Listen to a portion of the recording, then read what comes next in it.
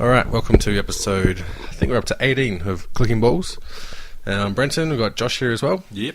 And this week we're going to be doing Formula 1. We're going to do a bit different format this week. Because Formula 1 was on a early Monday morning, I'm guessing most people would have recorded it and probably watch it tonight or tomorrow night. So we're going to, not commentate along, but we're going to give our insights to the Grand Prix as it happens. So if you've recorded the Grand Prix or you've managed to get your hands on a copy somewhere on the line, in a legal and moral fashion, because Uncle Rupert doesn't like it when you take any of his billions and billions of dollars. No, but the good thing is about Bernie not giving a fuck about computers is that you don't hear any of this anti-piracy banter from him because he's got no idea what's going on online. Oh, they jump on YouTube, but that's not... Yeah, but Bernie's come out and said that he doesn't understand where the marketability or profit is to be made from the internet. So, I mean... yeah, he's on his way out. But anyway, we digress. I'm pretty sure he spent some time on sugardaddies.com. Yeah, I'm sure we'll get some Bernie bashing happening through this Grand Prix, no doubt. We're going to start our coverage from the formation lap. So when they show the big fat Rolex clock ticking over to 6 p.m, they'll commence the parade lap. They'll commence the formation lap, and we're going to take it from there. So get your vision all sorted out, get it hooked up and synced in, have it on where the clock is, and it's just ticked over. Even if you've already seen the race, it's actually a pretty good one. Yeah, so yeah. It's not too bad to watch it again, especially if you know what's going to happen. Yeah, and plus we've done a bit of research, so a bit on the technical side I've been looking at, so we'll be able to explain a few things as they happen. So, alright, so hopefully you've got all your stuff sorted out by now, and we'll give you a countdown, and then we'll be underway in 5, 4, 3... 2, 1, go. You can probably hear the commentary in the background from Sky Sports, so just try and sync him up. If you can't, well, you know the pause button is. And already, Massa, he's stuck on the grid. He's just chilling. Yeah, he had a systems error and his start-up, so it wasn't terminal, but in order for him to start the race, he has to be able to get into the pits and be ready to go before the other cars get back around. Yeah, and every IT guy listening to this is probably saying, have you tried turning it off and back on again? He couldn't. I think he's got a blow in the starter hole. But Massa, it's unfortunate for him because he qualified very well. And the Williams was looking alright on this track, so a bit disappointing to start the race that way. I know everyone talks about Mark Webber being one of the unluckiest blokes in F1, but surely Massa's got to take the cake by now. Oh, yeah, I mean... he was one corner away from a world championship, and Timo Glock nicked that from him by giving it up to Lewis Hamilton. And I mean, if he hasn't punched him in the face yet, then it's probably because they've never met.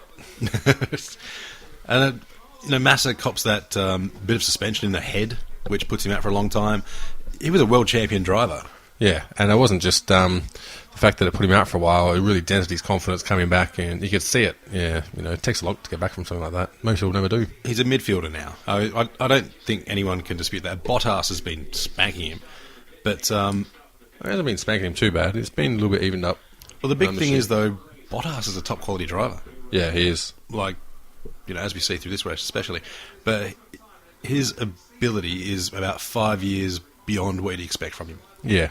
And I mean, the Scandinavians have always had that natural talent for flinging a car around a track. Seems to be the grown-up sports. We play AFL and soccer, and they go drive around in the snow. Yeah. And there's the penalty for Carlos Sainz. That was a weird one. Exceeding maximum time for reconnaissance lap. Yeah. I've never seen that penalty enforced before. No. I mean, I guess it makes some sort of sense, but... considering everyone's not really in any hurry, and when they get to the starting grid before the formation lap, they all just sit there for the same amount of time anyway. So I really don't see why they'd have that enforced so heavily. Yeah, I mean, like Crofty said on the broadcast, it was only came in after, I think, Michael ran up the arse of someone who was going particularly slow on a reconnaissance lap and put himself out.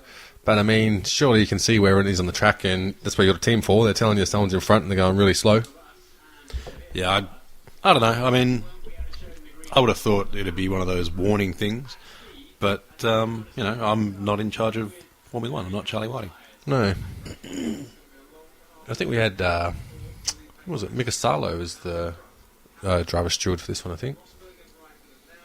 Can't remember who they said it was, but something like that. And you'll notice the spare spot where Massa is supposed to be. And a couple of other ones for Button. Yep. Well, And another one for Button. Button was at the arse end. But Pastor Maldonado not lining up in the right box. Yeah, and Button's just sitting back watching the race. Yeah, Button was unlucky not to start. They had his car all back together, worked hard to put it back on the grid, and a little error, a little gremlin in the system came up just as they were firing it up, and they didn't have time to check it, and they weren't comfortable putting him on the grid without being able to check all that stuff. I mean, it's you never want to see a driver not start. Yeah, It doesn't matter what team it's in, but especially when McLaren are trying to get track time just to get data. yeah. All right, there we go, underway. Go, go, go! You see the Saubers get off the line pretty quick too. Yeah, and for once, Ricciardo hasn't gone backwards, which is fantastic. And I mean, since everyone else has already done it, we've got to mention the sparks on the night sky of Bahrain. The titanium skid plates they use. Yeah. I actually quite like the sparks. I think it looks pretty cool. It's awesome. And the thing is, I know every reason about why it's childish and irrelevant and unimportant, but I just love it. It looks awesome. This is one of the most challenging starting few corners in F1, and they do so well not to have crashes. Well, most of them anyway. Well, yeah. From memory, there was only a couple of people that got a little bit of a tap. Yeah.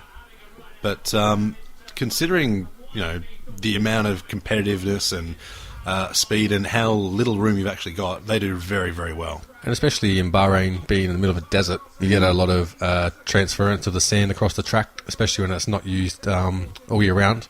Yeah, and there's also unpredictable winds, which can affect the downforce as well. So, you really can't even comprehend how these guys can do what they do at the speeds they do it at. Yeah. I mean, you got that little element of batshit crazy about you. Oh, shit, yeah. I mean, yeah, these days, a driver injury is rare enough compared to, say, the 60s, where I think you're about a 10% chance to die every time you got in the car. But it still takes a shit ton of courage to drive at these crazy-ass speeds in what's pretty much just a souped-up go-kart. Yeah. I mean, we've just seen Pasta take his first tour of off-track limits. You can expect a few more of them coming up, as is pretty much every race. It is funny, though. I find, even though Bahrain, I think, was a fantastic Grand Prix, it's a bit like 50 over cricket. You want the first 10-15 laps, the last 10-15 laps, and the middle tends to be a little bit down. This is one of the better middles, just because you've got different strategies on pit stops and tyres and everything. But even so, I think it's just a little bit down there. And this is where Massa makes a good run forward at the start of the race. You see him just overtaking Kvyat, coming up behind Pastor Maldonado. Showing a lot of promise, but you never know with Maldonado. How do you think the pressure is going to come onto Kvyat? Because, yeah, it's his first year in the big league, but Ricciardo's a quality driver. Yeah. And he's just owned Kvyat, and Verstappen is looking fucking brilliant for a kid his age. Exactly. And the thing is, he can't have the excuse that Formula One's new or anything. He had his time in Toro Rosso. Everyone else came in and managed to swim when they're in Red Bull. There have been many that have really fucked it up. No, I reckon he's got next year. Yeah. In Red Bull, and if he fucks that up, or if Ricciardo leaves, Verstappen will be in there, and I honestly think Verstappen looks faster. Yeah, I think it does too. And Sainz has got a bit of cash behind him as well, though. But Red Bull, they're doing it pretty good for cash. Sainz hasn't been so impressive, at least not yet. It's only a few races in. Yeah. But I'd put Kvyat as not only is he not challenging Ricciardo, he's struggling. Yeah, he's struggling full stop. And I mean, Red Bull's problems are we've got a litany of problems they've got, so it might be a bit hard to square it all on Kvyat or understand what's relevant to what. So I'd be surprised if we didn't give him another year. Oh, you've got to give him another year. Yeah. But the big thing is the reason teams have two cars is because they want to take the driver out of the equation as much as possible. Yeah. If their car's shit, only having one driver, it might just be a shit driver, but having two, if your car's up in front, it's because you've got a good car. Yeah, if exactly. both cars are up there. Yeah. But with this, you've got Ricciardo, who's been in points every week, and Kvyat, who really hasn't. And even when he's out-qualified Ricciardo, he hasn't outraced him. Yeah, and I think he's only out-qualified him once. Yeah, and even with that, qualifying, whilst being very important, it's at the end of the race is what's worth points. Yeah. So you get guys like John Verme was a big one who would qualify well, but race fairly ordinary. I think Verme was unlucky. I think he has a lot more to give F1 level. Unfortunately, that doesn't include cash. Yeah, exactly. But I mean, he's over in Formula E doing his thing and getting a fan boost every week, so he has to do something right, or he's just pity votes, I think. Or he's just got a whole bunch of mates in India who are just getting on there, voting every week. Yeah. But I actually quite like Formula E. I've said it many times before. I think that's a brilliant category. Yeah, and I really like the GP2 series as well for Formula 1. It's been going really good. I think we actually missed a bit of action on the last one where... Looks like Massa's still tucked up behind. There goes Rosberg. This pass is a pass that you see him do so. Like, good on him for passing on track. Yeah, but that let me through. We both crash pass. Yeah, that he does all the damn time. Yeah, like just dives right in there and then leaves the driver on the outside no room at all. Yeah, like right here, he's going all the way over and actually does everything short of pushing Vettel off. Yeah. I can't pretend that I wouldn't try and slam into the side of Vettel either. Yeah. But it's just pretty messy. Yeah, and I mean, to me, it reminds me of, especially that, I think it was the second corner pass, or maybe the first corner pass, it's almost like a supercross overtake where you're not hitting the apex, you're driving the other driver into the fence and making sure you just sit on the corner and stand him up, and then you get that acceleration from nothing. It's pretty much a drag race out of the corner, and you've got track position. Yeah, and that's what it is a lot of. Like, diving in on the inside, that pass is always just about getting to the corner first. But when it's such a sharp corner, you can't make that corner if you dive too late. Yeah, exactly. So you see it so often, and Vettel does it too, where they just take the corner far too late to have anything near the racing line. Yeah. And they're just hoping the other driver gets out of the way. And the thing with the first corner here, you'll notice it on the next lap if they show it. When heading towards the corner, on the left-hand side, there's more space. And what that does, that actually allows for a couple of different racing lines going through the first little corners 1, I think, through to 4, little concertina through there. And it sets up different lines on each corner and gives you a different way to overtake. But in doing that, that's where Rosberg got that pass, because to overtake like that and really sit on the corner and push them out wide, it stops them being able to effectively use that line.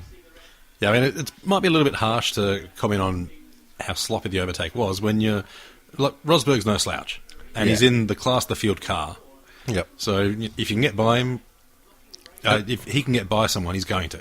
And I mean, if he wants to win this championship, he has to be that aggressive. There's no two ways about it, because he's getting walked all over by Hamilton, and I can't think of any area that I would say Rosberg has had the edge over him this season.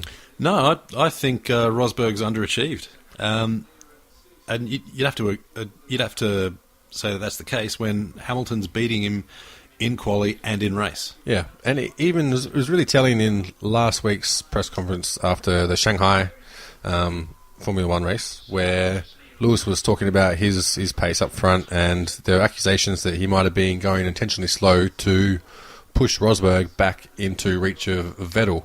And he was, a bit mouthy about that and not very happy. And I see what Lewis is saying, where you should be racing these races to win. And if the person in front of you is going a bit slower, you would think that's a good thing, because you need to get past them where you can't. And if you can't, if you don't have that confidence, if it's a bad thing that you're catching the guy in front of you, then you're not a real racing driver.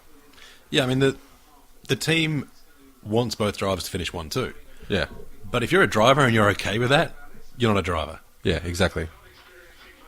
There are no drivers that are okay with being beaten by their teammate, under no circumstances. Even the drivers that allow their teammate through for a world championship still do so only really begrudgingly. Yeah. We've actually missed a bit of action on the coverage where Massa overtaking Maldonado, and Maldonado ended up run up the arse of him and pretty much destroying his diffuser. And so instead of having a car that was had lots of understeer, it switched it in the blink of an eye and made it have a massive amount of oversteer.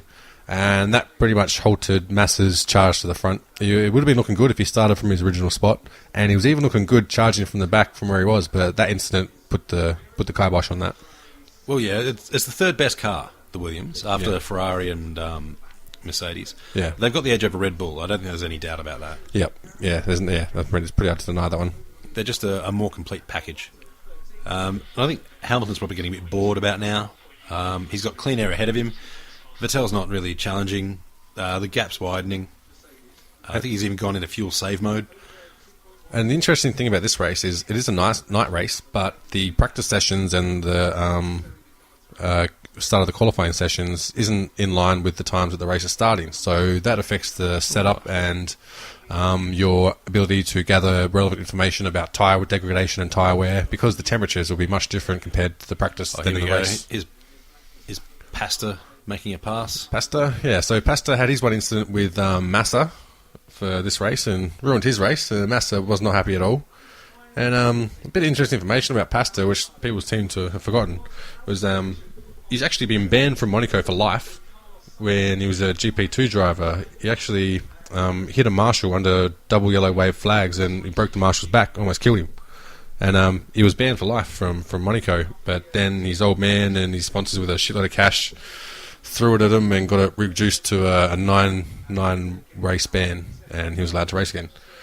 So, I mean, with that sort of precedence, it's not a particularly surprising turn of events for Maldonado in Formula 1.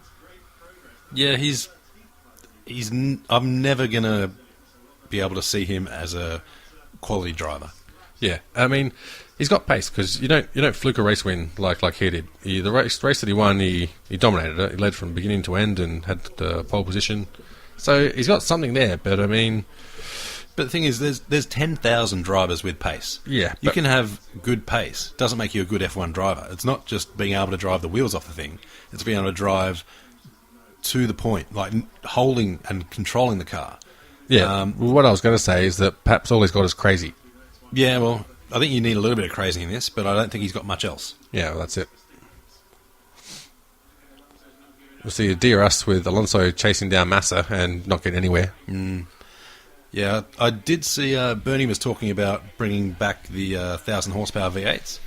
I think that's all it's going to be is talk. But Yeah. You could definitely see them upping the horsepower in the engines, which I think will suit Honda. I think it's a guarantee that upping the horsepower. I think they're going to get 1,000 minimum.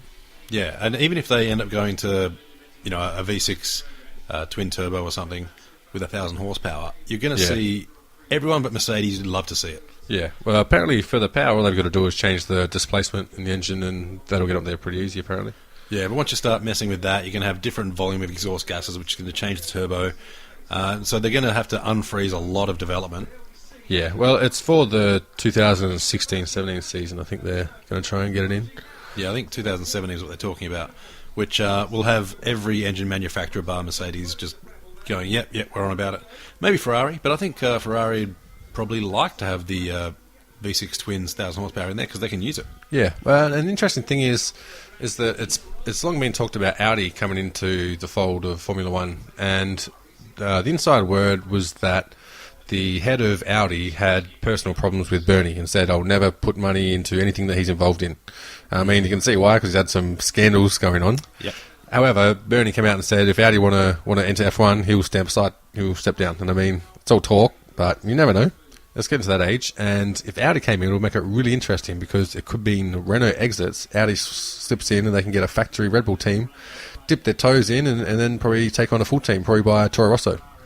Well, the thing is, too, Audi's got a very long and illustrious history with Le Mans. Yeah. And that served them so well in their sports car class. Yeah. Just hurt they bought Lamborghini too. No, that has helped. But and there we go, Vettel drifting. But having that history in Le Mans, even though there'd be precious little from their, I think the R10 was the last big one, but from their open wheel class that can transfer across. Yeah. And then we see the dive again. There is, that's a Supercross pass for Rosberg. Yep. But, I think there's a lot more usable technology that can come out of F1. Yeah.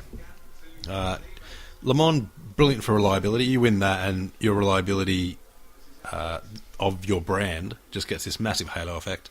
Yeah. We saw it with Toyota. Toyota are known to be reliable when they had some good Le Mans results. And they're back there doing some good work as well. Yeah, I think Audi recently has struggled because they've had a lot of their cars are not being made in Germany anymore. They're being made in Korea, Vietnam, those sort of places, and some of them have had reliability issues. They had a few recalls of several of their brands. Yeah. But even so, they're still a top-notch car. You wouldn't put them quite at Mercedes level, but I'd actually put them in around BMW level in terms of brand admiration, I suppose. Yeah. About what they're offering. I mean, I still take the M5 over the R8, but as far Really? as their... Yeah. I'll go for the R8. Yeah, I like the M5s. I don't know why. Is that all-wheel? No, I don't think so. I think it's I think it's rear wheel, rear, twin-turbo V6. Yeah, I like the all-wheel of the R8. Twin-turbo V8, I think. No, V6 now, yeah. So it was a V10, and then they dropped it to I want to say V6, but maybe it was V8. But anyway, it's faster than the V10, so... Here you see Kimi catching Vettel, which is good news for Ferrari. They like to have both their drivers being able to make the car work for them. You see just there too, Kimi's pulling out of corners. He's not going flat pace. Which You see him take a neater line, which is probably why he's got a bit better tyre wear. Yeah, and he's not right up Vettel's arse. So obviously he's driving pretty clean. He's not driving super aggressively. Yeah. He's just waiting for Vettel to make a mistake, which, is it's pretty daring for a former world champion to wait for a 4-time world champion to make a mistake. But Raikkonen, they don't call him the last man for nothing. Yep. Here's some radio. So he thinks he can go faster, and he will try and overtake him. I mean, usually that's a moot point with Kimi. I think the response was no. But Kimi, he tends to race his own race. The only time you hear anything out of him is when he's screaming for blue flags to get lapped cars out of the way or to get shit cars out of the way. Well, he has had a bit of a change of tone over the last couple of race weekends because he actually quite likes his Ferrari sitting at the moment, and he wouldn't mind staying around for a couple of years. And his contract's up at the end of this year. And I mean, you can bet Ferrari will, they'll put it out there. He does seem to have rediscovered motivation that he seemed to be lacking. Well, that's usually completely correlated to how good his car is. If his car is good, yep, he'll race the balls off. If it's not, he's usually not, much interested in racing Formula 1. Yeah, great camera angles, champ. Yeah, man, if it's Monaco, you've got bitches in bikinis in that angle.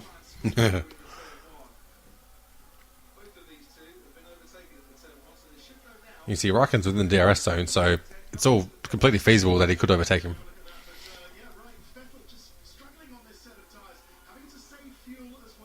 It is funny to see Vettel struggle in ways and how he doesn't seem to cope that well. No. Like they were just saying then about he's struggling with the tyre deg. You see every driver struggle with tyre degradation, but it just seems to affect Vettel so much more. It does. He's normally fantastic on his tyres. And it's an improved Ferrari for all those areas this year as well, and he's still sort of struggling. Which is kind of worrying because, I mean, it's really the first year we'll see the complete James Allison Ferrari. And he was designing the Lotus when Kimi was there. And obviously Kimi, when his comeback race, not his first race when he came back, but actually no, maybe it was. Him in Australia? Oh, I can't remember. But 1-1 for Lotus with a car that he got to work really well for him. So James Allison, he already knows what sort of car Kimi needs in order to win. And it's just a matter of seeing what Seb likes. And also Kimi was there last year when they were able to develop the car as well. So his input would have played a big part in the final product of this car. And there goes Sainz locking up again. Yep. Going for a bit of a tour. No, he stayed on track. Yeah, I think Raikkonen will win a race this year. Yeah.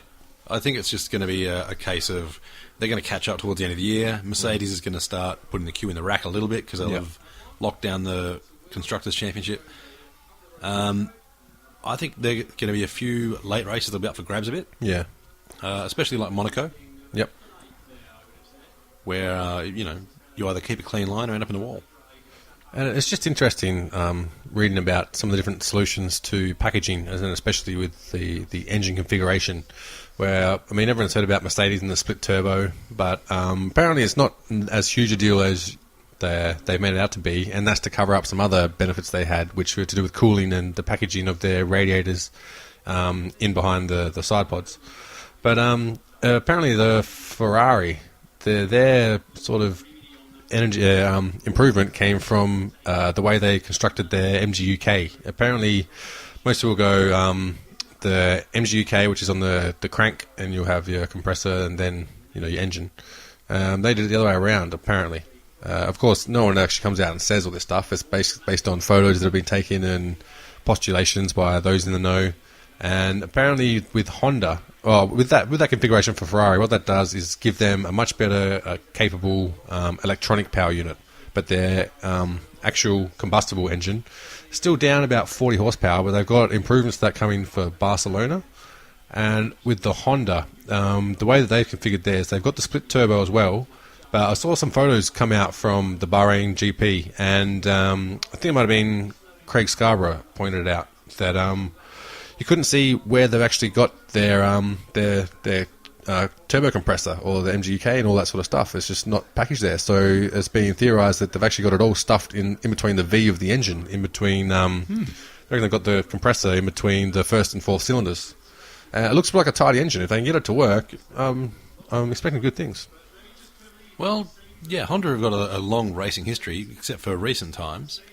But you'd have to think, as engine builders, and they've been building engines for decades. Yeah, they'd have everything they needed to build a competitive engine. Yep.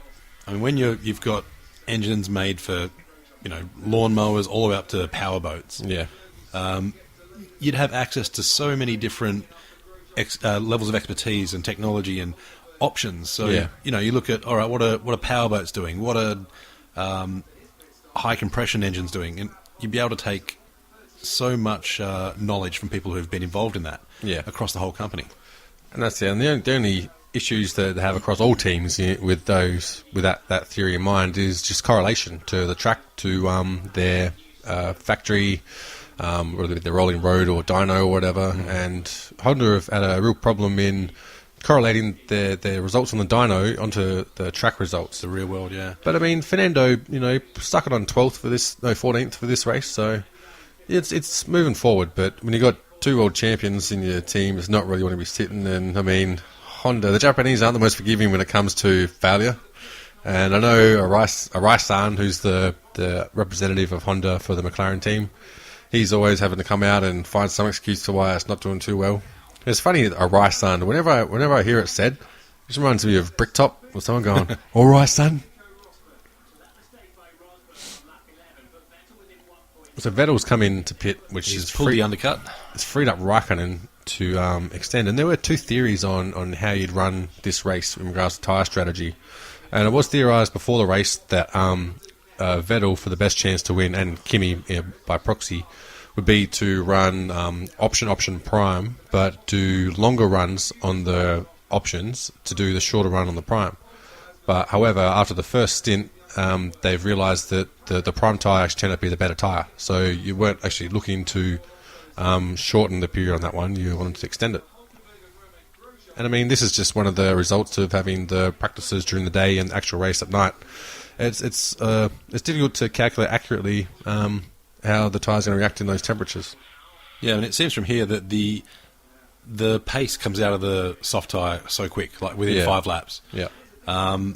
Whereas the medium tyre takes a bit longer to switch on, but lasts like 30, 40 laps. Yeah, and the temperature window is a bit wider as well. So it makes a big difference. Grosjean with his win or bin it, and you see the brakes just so red hot there. You can see it from both angles that he's just lit up the front brakes. He's got a very heavy front brake bias by the look of it, so he oversteers slightly. And I mean, a lot of them got an adjustable brake bias as well, and they could just push the bias towards the front for that corner just to get a little bit extra out of it. Yeah, Rosberg did that on his pass with Vettel. It was only a couple of percent. Generally, they go between 50-50 front to back and move it up to 5% towards the front, and that's enough to make a massive difference in the way the car turns in. And there goes Vettel through. As you can see by the little infographic there. Rosberg come out from behind. So the undercut worked for Vettel.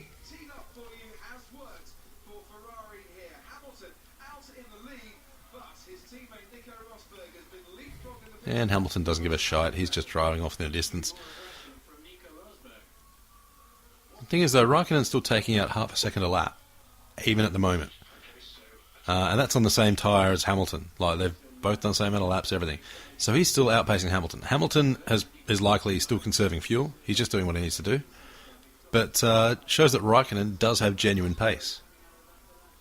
It wasn't just a strategy that worked for him in this race. It was ability.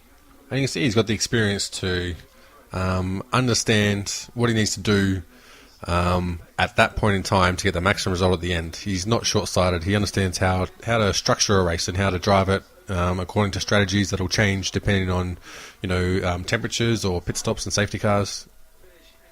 He's a true racer.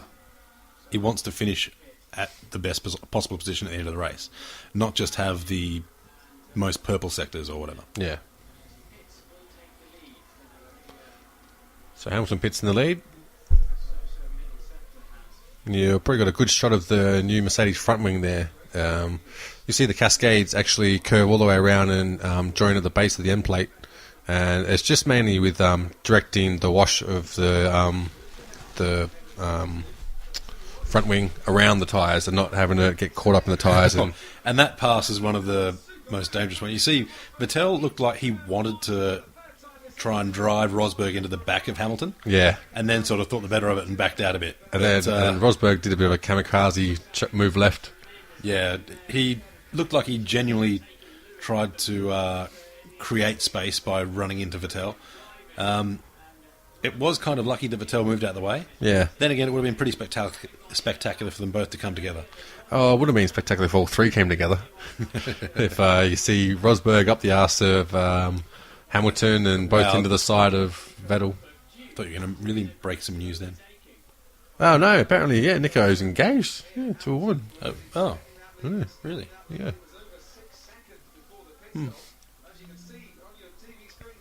Stranger things have happened. Oh, good on Princess Nico.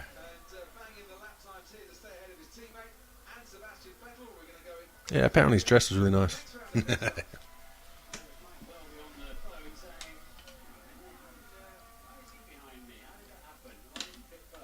Just imagine, it would be kind of funny if the rumours were true and he did come out.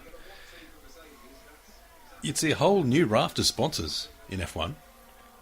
Wonder if Bernie's like, surely one of you blokes is gay. Come on, at least one of you come out. Well, if there was money in it, Bernie would turn gay. Oh, yeah, those titanium skid plates they do look so good when they light up. Yeah. Even though there is, highly practical reasons for it, it just looks cool too. It was interesting to listen to Nigel Mansell talk about it. And I mean, take it with a grain of salt because Nigel doesn't mind talking about himself. But he was saying that back in the day when it had like Piquet and Senna and Prost, he'd look around the track for little bumps in that. So that when he was getting followed closely by someone, he'd go across them and send sparks at the back and put the driver behind him off. But he was saying that back in those days, the sparks would actually burn into your visor if you're following right up the arse of the car in front of you. That makes sense. They'd be a fairly soft plastic, I imagine, not the polycarbonate thing they've got now. Yeah, yeah. Plus, you've got tear-off strips on the outside too, so I'm guessing there. Yeah, no, that'd make sense. Oh, imagine how bad that'd be if you're driving along with several tear-off strips and you get one spark that goes through all of them. It's like having the little squiggle in your eye jelly. I see Ricciardo moving in about 7th at the moment, which is actually, it's very good for where the car is. Yeah. Realistically, they should be 7th or 8th is about where they can ask for. Yeah. And Kvyat down in 15th. Yeah, that's his. Sainz and Verstappen 16th and 17th. So is the only Renault within distance of anything important? Was the only Renault in points at all? And in comes Kimi. This is a nice looking pit lane with it all lit up. It is. And look at that, bang, bang, done. That was about a 2.7, 2.8? 2.5. I was well off. Another little interesting fact for this race, Mercedes, I think Ferrari and Red Bull as well, took the monkey seat off of their car, which is the little There's a little flaps that they've got above the exhaust pipe. What that does is creates a bit of upwash, a bit of extra downforce towards the end just by conglomerating all the air behind the car.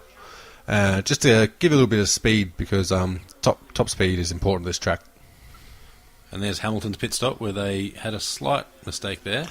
Yeah, apparently, I was reading online, someone noticed that the guy actually had the wheel gun in reverse. He seemed to push it through and then it'll go the right way. There we go. He actually had it on reverse, forgot to change it back. Yep, and he's gotten sacked, I dare say. They probably had another one for the next pit stop.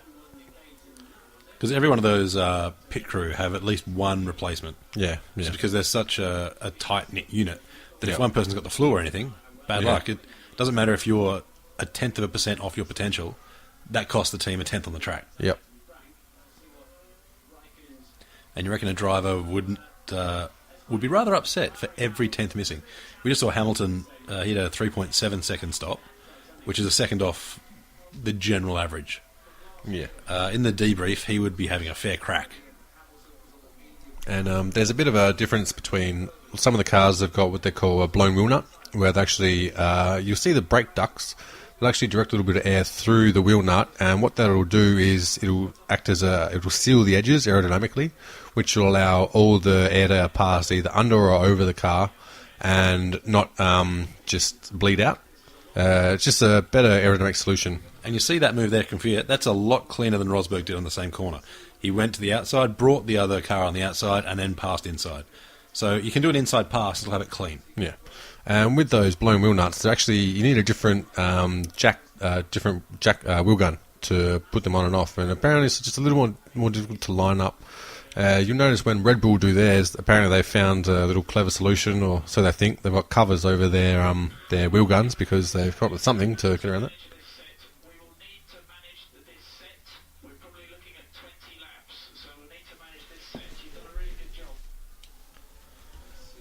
That's Checo getting told that he's done a good job, but it's not good enough. Going to have to try and do 20 laps in this set.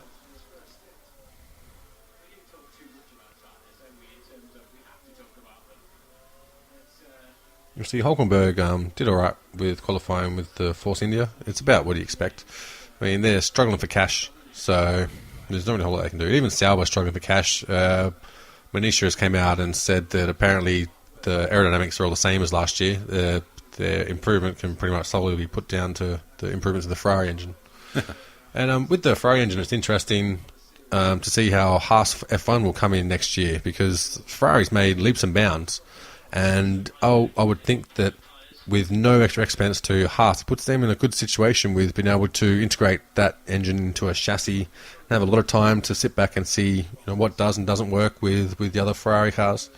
And they've got their base in, I can't remember what suburb it was in, but in the UK now anyway. They're actually looking pretty good.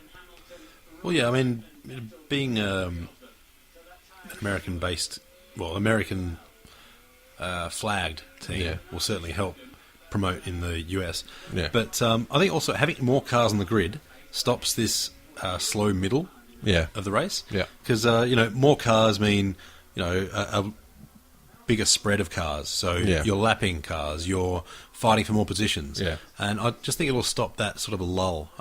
The front runners will hate it because there's more cars going to run into. Yeah. But if you're watching the race, you're going to like it because there's more things that can happen. So when a guy up front comes up onto back markers, if they get out of the way straight away, they're still going to be taking some of the line off the guys chasing or the guy directly behind. So there's still a lot more variance that can happen. While we all do want a nice, clean race, we want a bit of entertainment too.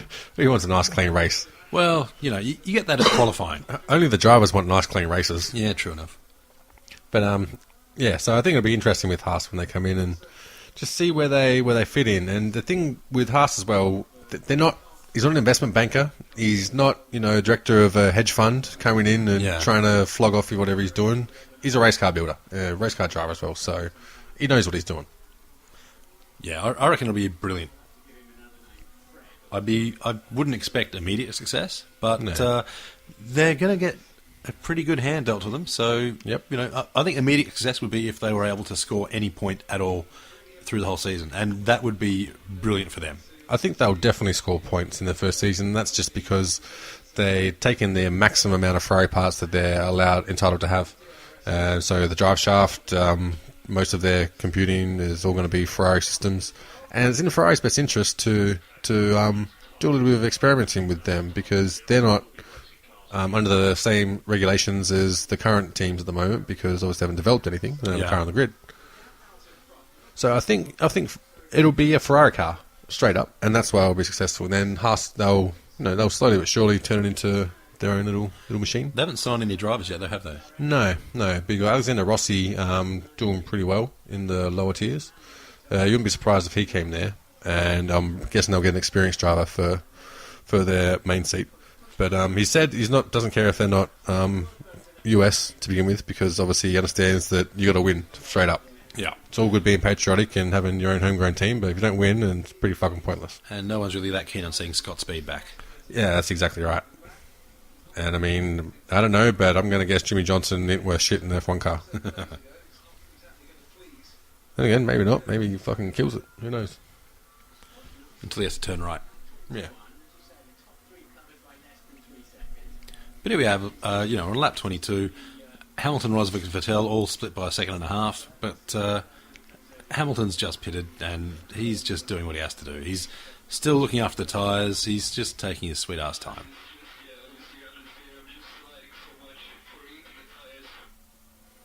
Hulkenberg just running out of tyres, but I mean, it's got to happen sooner or later. And different strategies with Vettel here. He's on the I don't know, he's still on the option. No, they went soft, medium. The only one who went soft, hard, soft was Raikkonen. Oh, that's right, it was Raikkonen. He was a red one.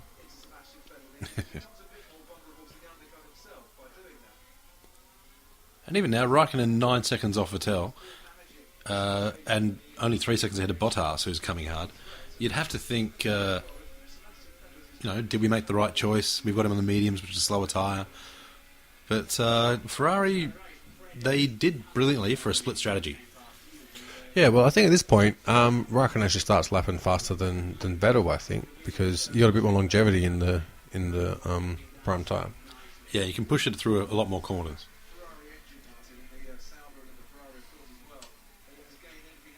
And here we go, Nasser versus Massa, what part are we up to now? 2, 3?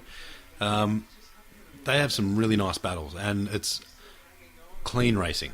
Both of them are driving very aggressively, but they're not threatening to come together that much. No, Nasser was the Williams reserve driver, so he's probably not going to go as balls out with them since they probably give him a bit of cash to get in that seat, I would imagine. Yeah, maybe he wants to go balls out, so he's trying to see if he can get it back. Although, I think Sauber are on the way up. I think Ferrari's on the way up, and Sauber have just jumped on the coattails of the engine, but I think they're still struggling for cash. And I mean,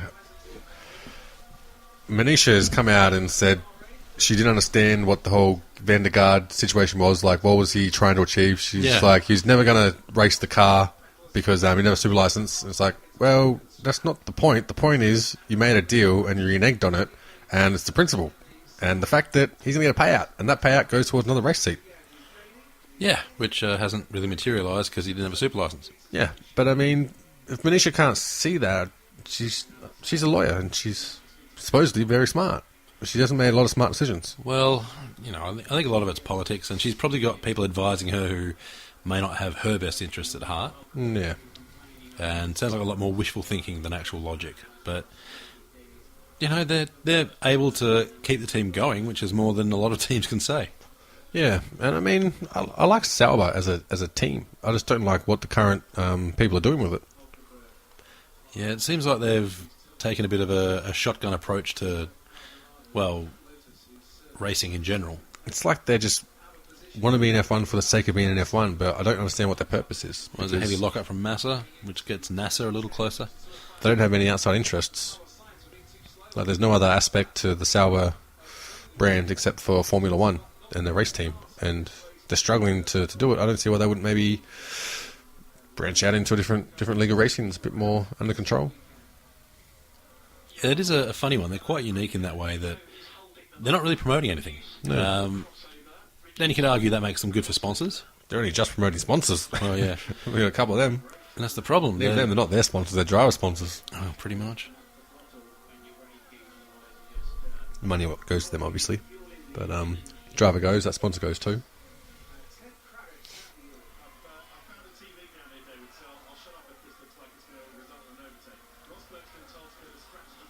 Here goes NASA. Bit far back. Yeah, so you had DRS, but the Ferrari engine's just a couple of horses down on the Mercedes engine.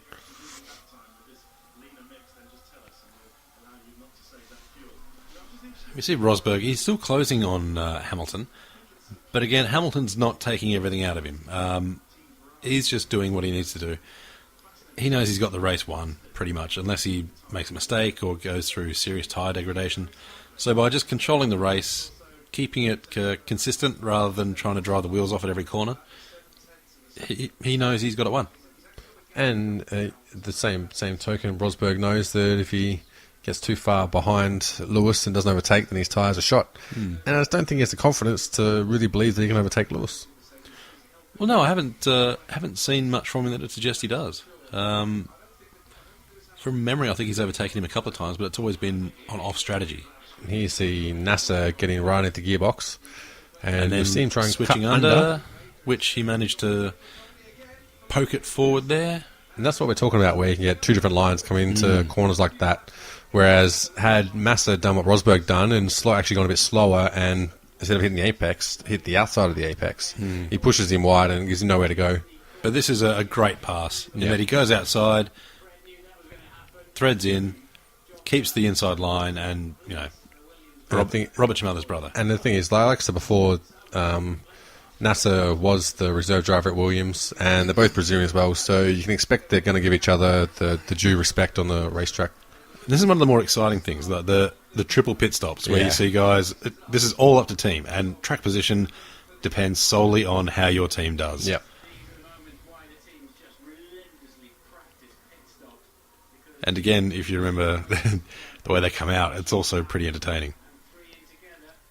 Clear, go! 3.2, that's pretty ordinary for Massa. You'll see them side by side. 3.7, it's even worse for NASA. And then they'll go. Now, if there's one person you don't want to be side by side with, it have to be Maldonado. Yeah.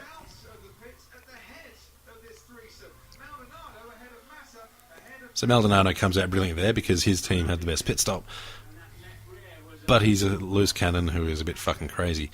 So every driver they give him a bit more space, which means he finds it a bit easy to hold position a lot of the time. But the fact he's a loose cannon and crazy just means that every driver wants to stay as far away as possible.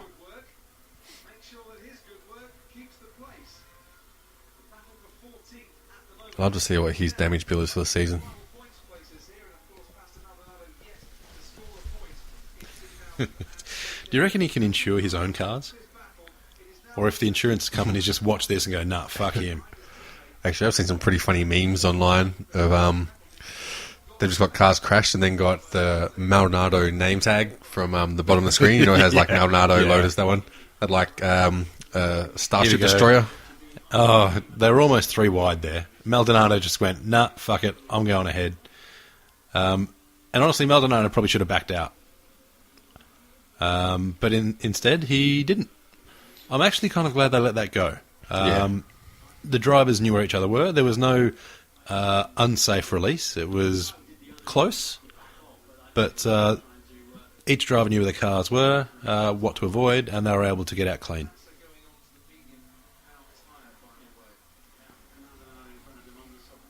You've got a problem.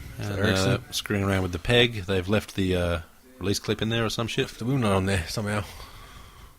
Well, they've got the tethers that if they leave the wheel nut off... It's like they've got Thunderbirds helmets. Looks a bit like that, yeah. And then Ericsson just does a little bit of a burnout to go, fuck you guys, what are you doing to me?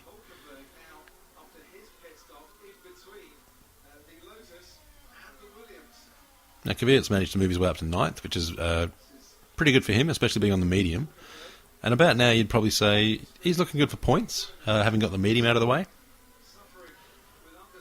But again, he's just hasn't had the results you'd want.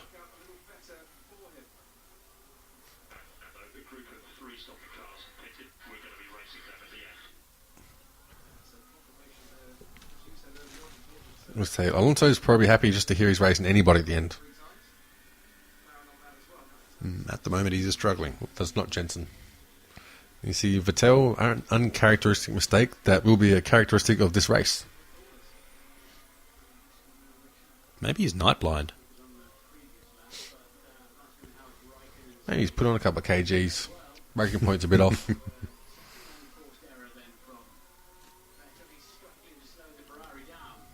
I don't know, seeing Raikkonen take time out of him. And Vettel's tyres aren't that old. No. He pitted, lap 14? I can't remember. I think that was the undercut pit at 14. Or roundabouts there. But, the tyre's still got plenty of life in it. Yep. And Raikkonen's on the mediums. So you'd probably put them at about even in terms of available grip. And yet Raikkonen's able to take a fair chunk of time out of him every lap. That's it. And if you watch the start of the race, where you'll see Raikkonen following Vettel through the first 4 corners, and he just keeps his line just a little touch tighter. And it actually makes a big cumulative difference to the tyre degradation over the sake of 10 laps. And you'll see Ricciardo is the same. Just keeps a little tighter line, keeps it on the track. You sacrifice a little bit of speed, but you'll get longevity out of it. Yeah, it's that sideways movement that causes abrasion. Yeah. That really sucks the life out of the tyres. It's also why you see so many little marbles, they call them, spread across the track. Yeah. That's also why they've got such thick, huge tyre walls. If you show the slow motion, you'll see the lateral G-forces are ridiculous.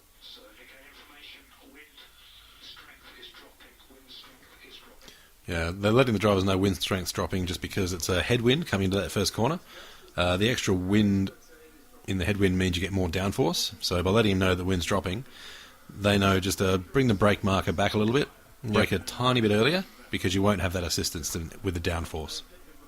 And also coming on to the start-finish straight, obviously you're doing a 180-degree turn, so going into that turn, you've got a tailwind, which upsets your balance. It'll throw the arse around a bit. And then coming onto the straight, you've got the opposite, you've got a headwind, so you have the extra downforce. So it really does reshape the way you'll take that final turn.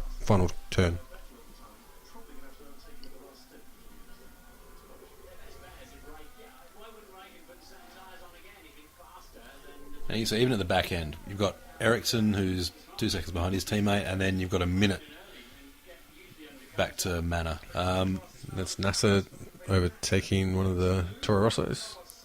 Signs. Apparently gets angry if you call him Signs Junior. I just call him Son. See, I like that one. I don't really know how you can be angry being called Signs Junior when that's the only reason you got a gig. Yep, that's exactly right. It's probably all about standing on his own 2 feet or something. Oh, Signs version 1.1. Whatever. I mean, you can see why. I mean, Verstappen's got a twin-seater with his old man in the back. That's just because he's got to put P-plates on. Well, that's true, yeah. He's probably his designated driver.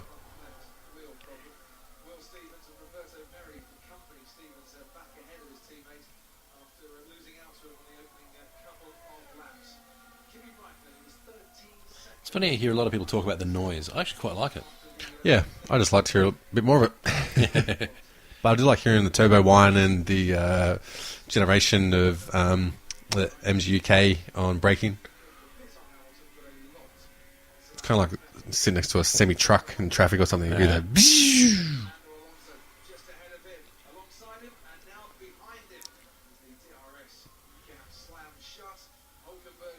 Now, you can imagine Alonso is pretty much fuming right about now.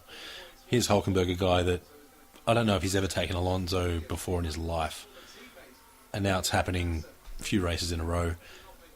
Alonso's a competitive motherfucker. He wouldn't take that nicely. He's got Massa up behind him. Massa's going to absolutely fucking love this one.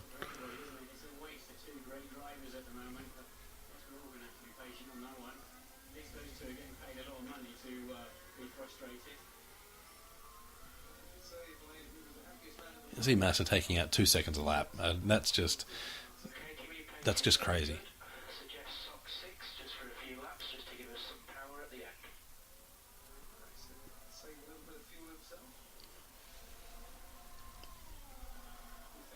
And we're starting to move in.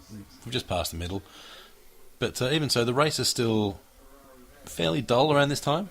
Apart from a 3-car battle pit stop, there hasn't really been much you'd talk about. No. Here it's all just setting up for the final pit stop, and then that's where all this strategy comes into play. It's kind of like a one-day match in cricket, where you have a bit of action at the start, and that's all about trying to set up the match you want to play, and then in the middle it's all about just the execution. It tends to be a little bit of a lull, especially without refueling these days, because the different strategies are a lot harder to come by, and it usually comes to a bit of a culmination towards the end. One of the funny things you see with Bahrain, they just showed the home straight then, there are very few grandstands available. Like, most corners are bare. Right now, that corner there would be a fantastic viewpoint. You've got some grandstands there, but most corners are empty. There's no spectators.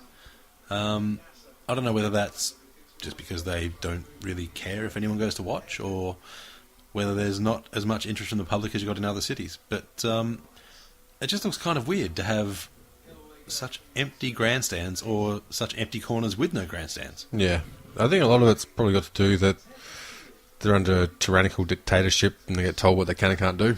It's probably all to do with it. Yeah, entirely possible. The king isn't terribly popular at the moment, or for the last few years since Arab Spring, and F1's got caught up in all that mess as well, and they haven't done themselves any favours by making a deal with Azerbaijan, whatever the fuck they're called. Pretty much, apparently, it's the same deal.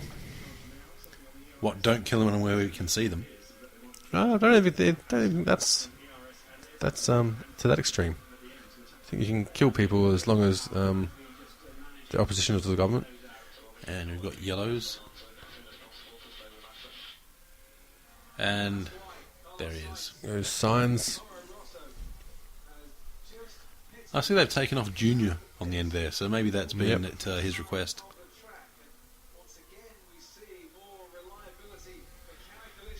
So that's one Renault down.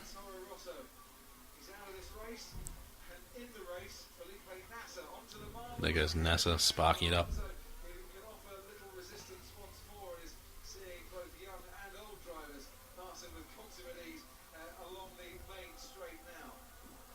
You wonder why Toro Rosso switched to Renault power.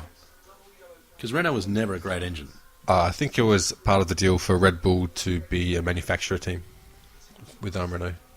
They wanted to have the minimums. Yeah, and also you've got more data coming in if you've got another team. They'd still be pissed about it now. Oh, hell yeah. Imagine if they had the Ferrari engine still. But there's no way Ferrari was going to give them an engine knowing that Red Bull could have complete access to it.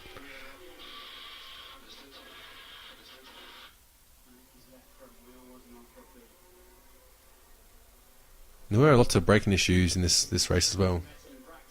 Lot to do with the temperatures and being hot during the day, and obviously a significant cool change when the sun goes down.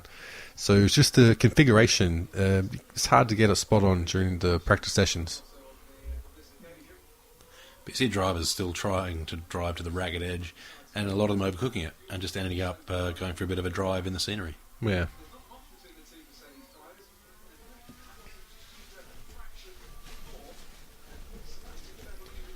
I'm assuming that's his mum. It's Mark Webber's miss. Oh, hang on, no. It's,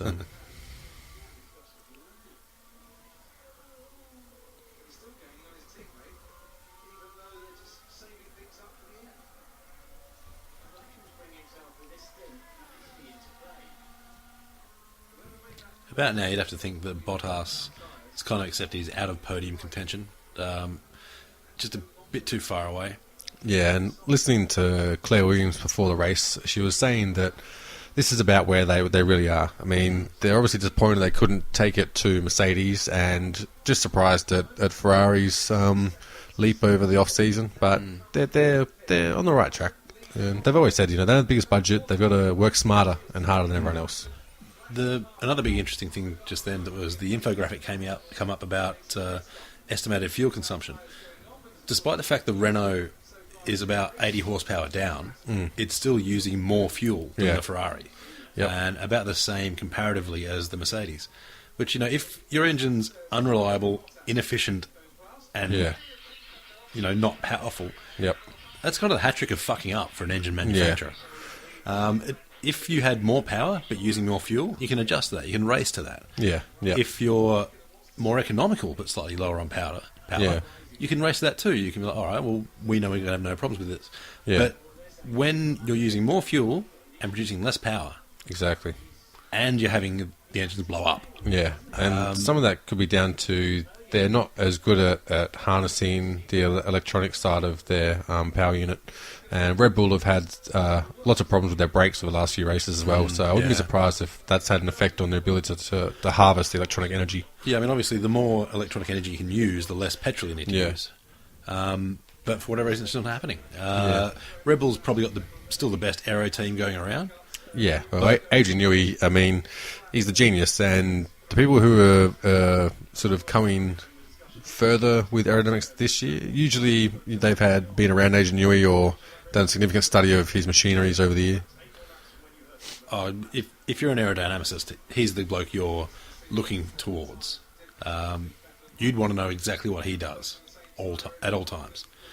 But having said that, Mercedes are doing some brilliant things all across the board. They've got fantastic aero, they've got a fantastic engine, and the way the chassis puts it all to use is perfect. Their car has no real weakness. Yeah, it's got Nico Rosberg. Well, yeah, there is that. But Renault, they were still expecting to be shit this race, and even Christian Horner came out and said that they do have solutions to the problems they're experiencing. They're just in the pipeline, and they'll be back for Barcelona. And so they weren't so concerned if there was engine failures, as long as they weren't new reasons. As long as they're the same reasons that they've always been, then the solutions are on their way. Which the reasons are the engines are shit. But, it's tough being a F1 engine manufacturer, no doubt, because these engines undergo so much stress, and even just the lateral G-forces would shift things so hard. Yeah. But that's the gig, and someone else has got it sorted a lot better than Renault has. In fact, everyone else has.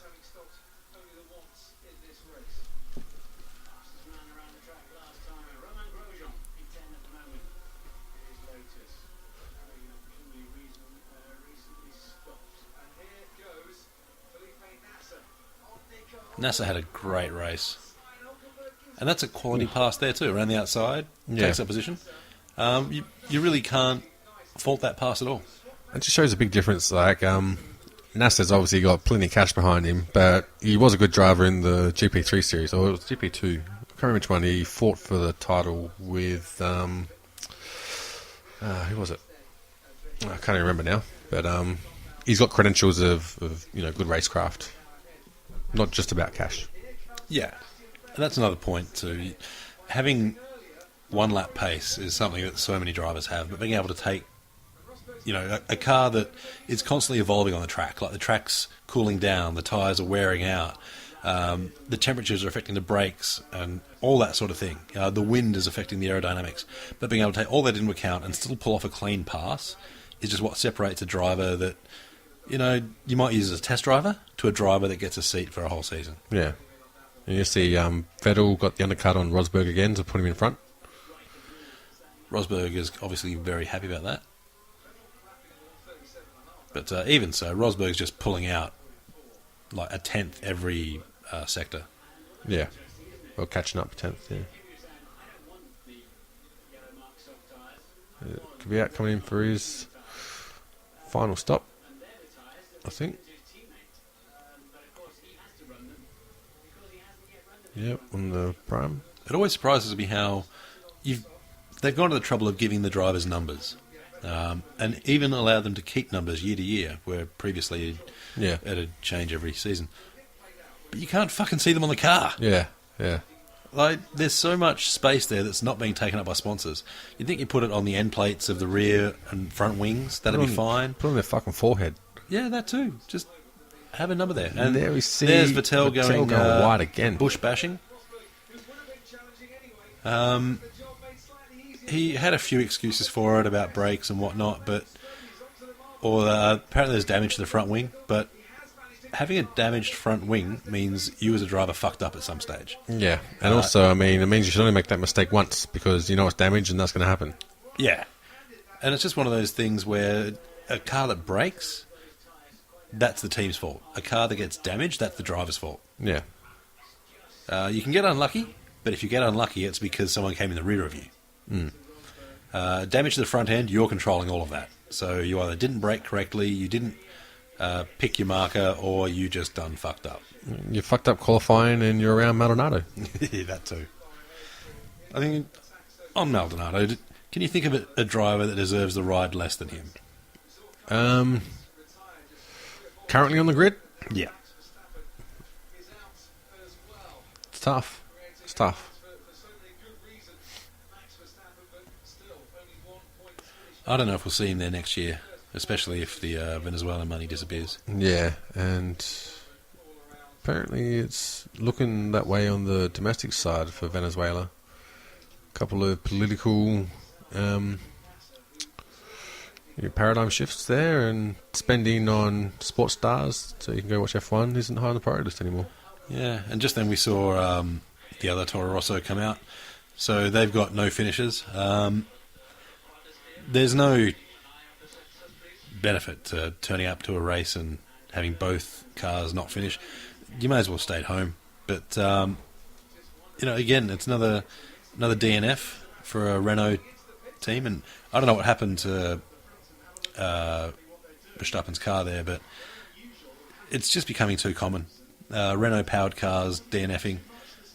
You probably didn't hear it, but on the radio there, Sebastian was talking about understeer in the front wing due to damage, and that's why you'll see they replaced the front wing during this pit stop. So he was just setting it up so that they knew he wanted a new front wing, give him a bit more of a pointy front end, and so he could set about staying ahead of Rosberg. But a lot of times, it could just be a confidence thing as well. Something's not working right, and you've just got it in your head that it's the front end. Change the front wing, sometimes it's just a quick fix. Quick fix to mental problems, I should say.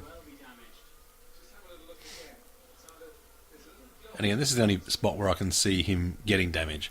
But he's gone into the gravel there slightly. You can see just where he was turning in, and he should have made the corner, but it looked like his car bottomed out, and that's where you'll see the skid blocks sending up sparks. It looked like he had his wheels just off the track a bit, and what that'll do is disrupt the airflow underneath the car and make you lose downforce and traction, and that might have made it a bit harder to complete the turn. And you're actually seeing quite a few sparks go over the car. Yeah. So those sparks travel a fair way from the car in front to all the way past the car behind. Yeah. So we've got 20 laps to go. Most people completed the last pit stop.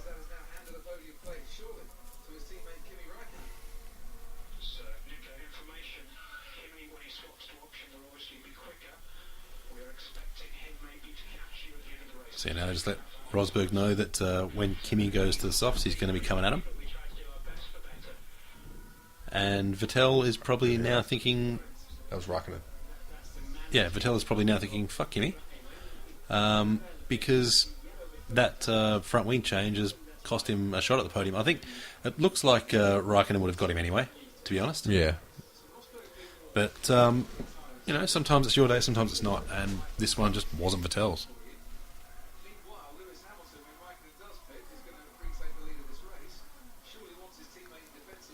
But Raikkonen did bloody well to have such good pace on such a long stint. He just drove smart. He did. He kept it clean. Made sure that he was getting nice times without taking too much out of the tyres. A little step out of the way there.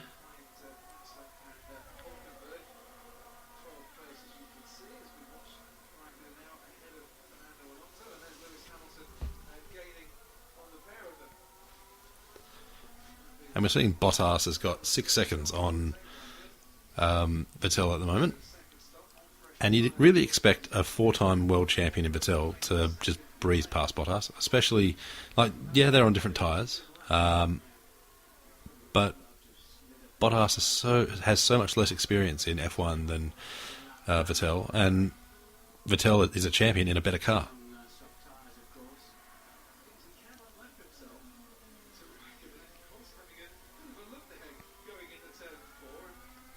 So the reason we're seeing this battle is Fernando's on the faster tyre. Raikkonen's are getting a bit older as well, so it's not true pace you see the Fernando's.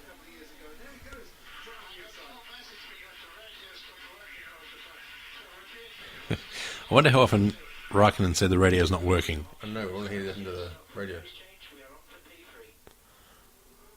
Raikkonen was just saying then that the radio stopped working, what's our plan?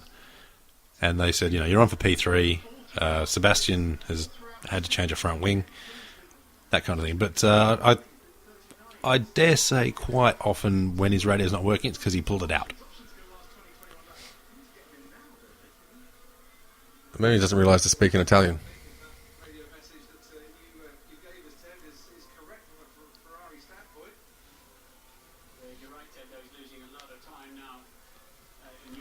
I thought they left Raikkonen out a little long, to be honest. Maybe they could have pulled him in a couple of laps earlier, because it seemed like his tyres had plenty of life left at the end. Yeah. But, I don't think he was going to go any higher. I think at this point they still didn't have their eggs in the Raikkonen basket, and that's why he was left out too long. They still were... I mean, you're not throwing them all in Vettel's basket, but he was definitely getting the preferential race strategy. And they did come out and say afterwards that they did leave Raikkonen out for a little bit too long, as well as in that first stint.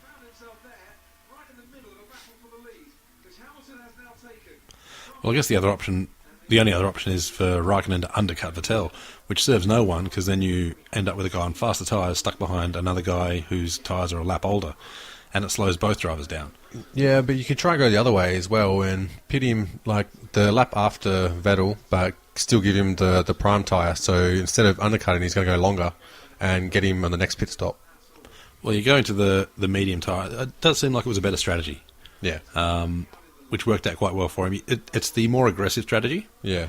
And slightly more reckless. But, Ferrari do tend to prefer conservative strategies, but I think they've picked the right one for the team by splitting the middle tyre selection. Yeah, but to be fair, before the race started, they didn't expect this one to be faster. That's why Raikkonen got that one. But I mean, he did qualify lower, so it's completely understandable that you would choose the strategies in that favour. Mm. Mind you, Raikkonen has loved this track. He's got more podiums than any other driver. Yep. I think he had 9. He does well at the night races too, Raikkonen. Yeah, he does quite well. I mean, winning in Abu Dhabi for Lotus. Was that famous? Yes, I know what I'm doing. Just leave me alone. I think I was half Toto Wolff, half Brazilian, that accent. Jeez. You have to be a gutsy bastard to be on that front jack. I think that's the apprentice role.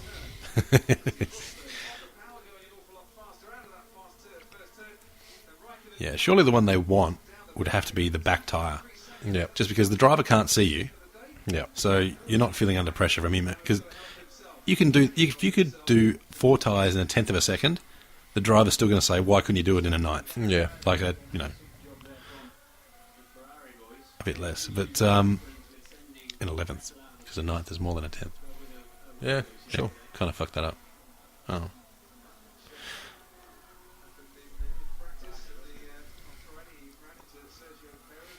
Interesting, the Marussia's still got 2 cars going around in circles, so that's the improvements there. Stevens ahead of Mary. And you see here Vettel's managed to close up to 2 seconds on Bottas, lap 41.57. So he's in position now where you'd expect him to make a move in the next few laps. He's pulling out a tenth a sector, actually probably a little bit more. Well, he's just pulled out 2 and a bit tenths there in that sector. So if you told a rookie to hold off a 4-time world champion for 16 laps, that's a pretty big ask.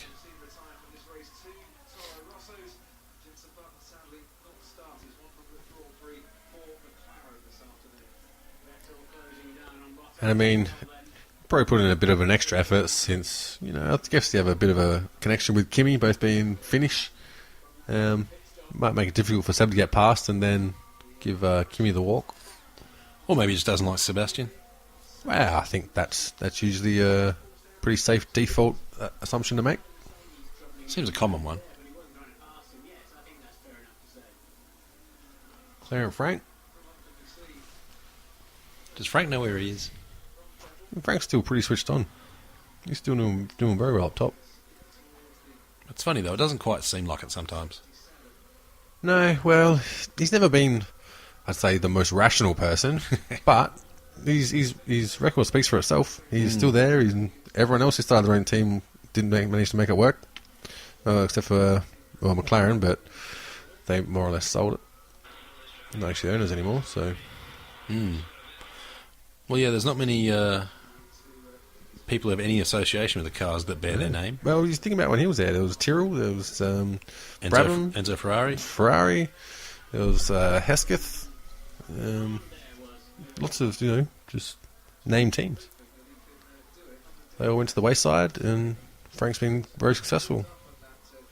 Didn't hurt that he managed to get Adrian Newey for a fair while too.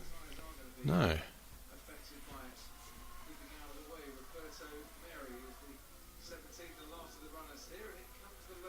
Almost looked like they were pushing the Lotus down the pit lane there. The Lotus engine seized up for a moment there. The clutch apparently wouldn't disengage. They had to push it a few metres to get in the pit box. Right, okay. And now you see the brakes overheating like buggery. It's surprising, because usually Maldonado doesn't use brakes. No, it's a bit shocking. I think that was just coming in on the pit lane. He went from flooring it and accelerating to braking all at once. Maybe he had both feet down, I don't know.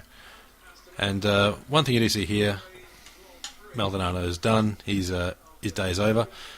Old mate with the fire extinguisher decides to just start spraying the brake ducts. The other guys tell him to fuck right off because he's going to fuck shit up. But I assume that's a marshal. And he's just gone, a bit of smoke, I might spray this boy. I've been waiting for this day. Yep. He's in pit lane, he thinks, I'll do my job. And then the rest of the team goes, would you mind fucking right off? You're going to fuck the car up. Just because, obviously, you've got hot carbon brakes. I imagine anything hot and carbon, you put something cold on it, it's going to crack. Next thing, those brake pads are probably about, more than anyone I know makes in a week worth of carbon. They would want to conserve as much as possible. Plus, they want the data from them. So if they're scored, if they're fucked, they want to know how they're worn, especially mid-race.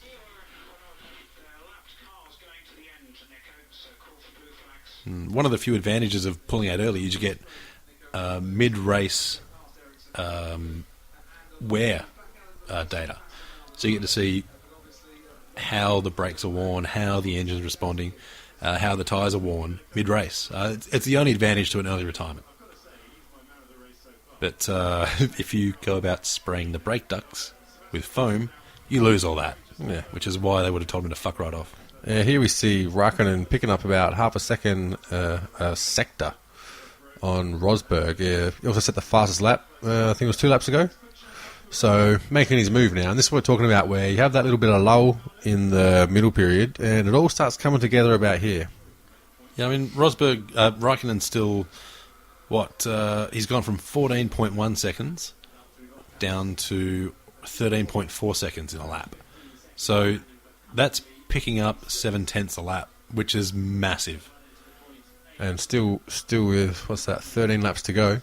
Yeah, but his delta for that, his ability to take time out of Rosberg is improving every lap. Yeah.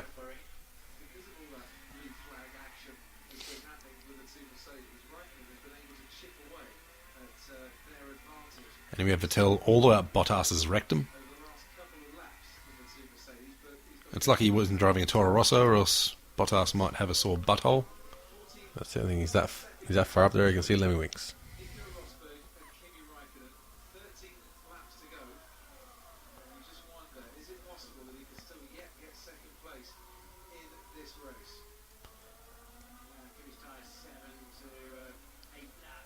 So we see the end result. Yeah, they've announced Kimi's a threat. I don't think that's the right thing. I think let Rosberg race his race, just because Rosberg traditionally hasn't responded well to pressure. Stop talking so they can listen to the radio. Yeah, they let Rosberg know that Kimi's a threat, and he's going to come up on them later in the race. And as you see, that's exactly why. The last lap, he's taken out 1.9 seconds, which is a phenomenal amount of time to take out of one lap. So you can see the amount of pace he must have, and you can see the amount of pace he really does have. And even afterwards, Ferrari said they might have been a bit too conservative on Raikkonen's tyre strategy. But that being said, it's pretty obvious that they were putting their optimum strategy with Vettel. And had they realised that it might not work out that way, Raikkonen could have got a lot closer to Lewis. Whether he had the opportunity to pass him, it's another story. I couldn't see it, to be honest. Yeah. I think he might have been able to pull out a few more seconds, but from memory, Hamilton finished like 15 seconds away at the front and wasn't really hassled at all. He could have pulled out a lot more time than he did. Yeah, but Raikkonen's strategy to win was shot after the first pit stop, when they kept him out too long. Had they had that the winning strategy from the start, he might have not passed him on track, but had track position. But that's all, coulda, woulda, shoulda.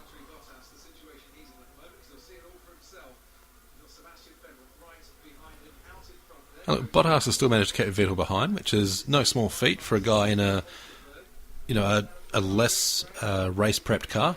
Mm-hmm. Granted, he's on the soft tyres, but he's had the same options of tyres as Vettel did. So he's got the Mercedes engine, so give him a bit of extra oomph down the straight. Yeah, but the car's still not as good as the Ferrari, you'd have to say. And it's not a good chassis. You base that on both cars. Yeah. And as Claire Williams said, I think it was before the race, or maybe it was after it, with Ted Kravitz, she's saying Ferrari just announced they're pumping in another $100 million to their development, and that's Williams' whole budget. Yep. I think that's Bernie Eccleston's mother-in-law.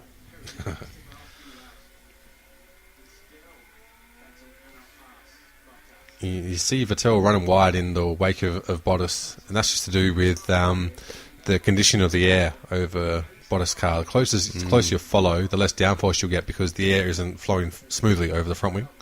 So that's why you'll see him. He's turning, but the car's not responding as it should. It's getting pushed a bit wide. They'll call that oversteer. No, understeer. Sorry.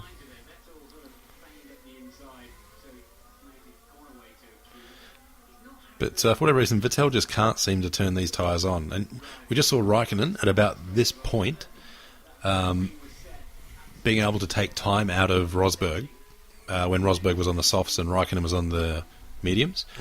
Whereas this is reversed. Vettel's on the mediums and Bottas is on the softs. Vettel just can't seem to do the same. Which I think is a bit of a danger sign for Vettel. Because he has started to fall into a bit of the button trap, where when the car's set up the way he likes it for him, he drives well. But when things aren't quite going his way, we see him have a couple of offs. We see him struggle. And he does say, there's a brake issue or some other crap. Raikkonen's in the same car, and he's done it so much better. Yeah, there's that. I think that's what you've got to do with a guy like Raikkonen, is let him know that you're on pace, you need to hit this guy in 5 laps. Yeah. So you give him something to drive for. You give him a target to aim for. And they just brought up the fuel used again. And you see Ricciardo, he is the second most.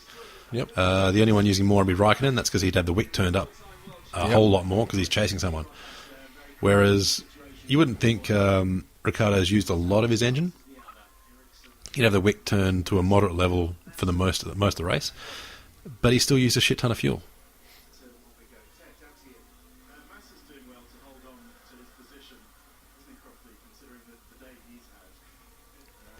And we see Vettel still behind Bottas. And even now, you'd probably think he could have a move. And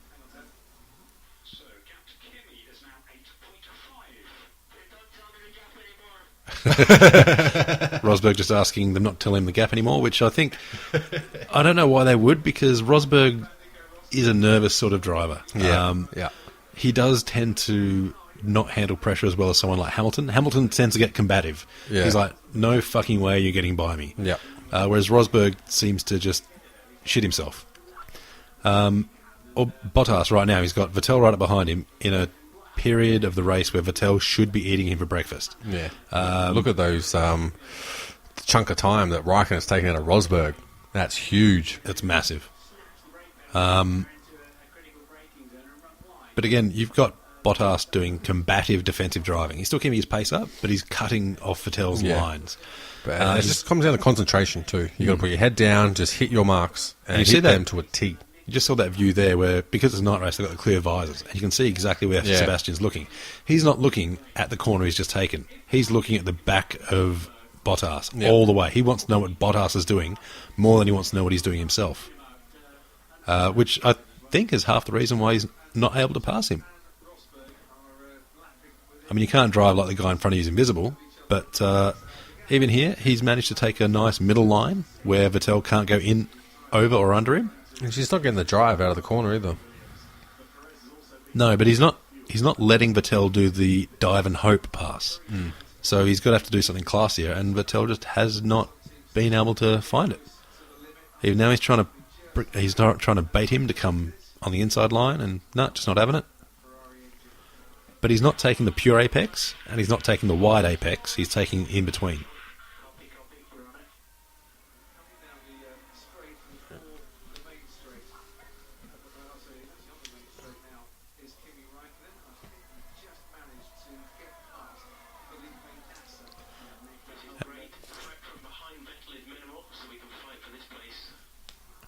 Yeah, they're just letting Bottas know that no one's coming out behind Vettel, so you're not getting any pressure from that, so you've just got to hold him back.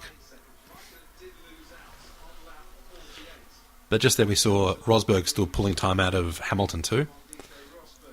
So Rosberg certainly isn't struggling for pace, just that Raikkonen's driving that bit faster. Yeah, and you'll see, like we're talking about, this is where the strategies start to bear fruit from all that work in the middle. You know, Kimi had a pretty lonely time in that middle section. This is where it's come good.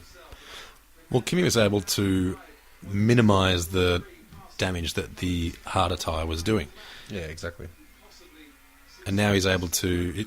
his first 5 laps on the soft tyre were brilliant, and also using the soft tyre later means the car's lighter because it's got less fuel, which means they can last that little bit longer in their switched up mode. So they get a little bit better grip because you're not carting around an extra 50 litres of petrol. Yeah. Well, they're probably down to about 20 kilos by now, so they've got 80 kilos off a 800 kilogram car, so you've got a 10% weight reduction just in there.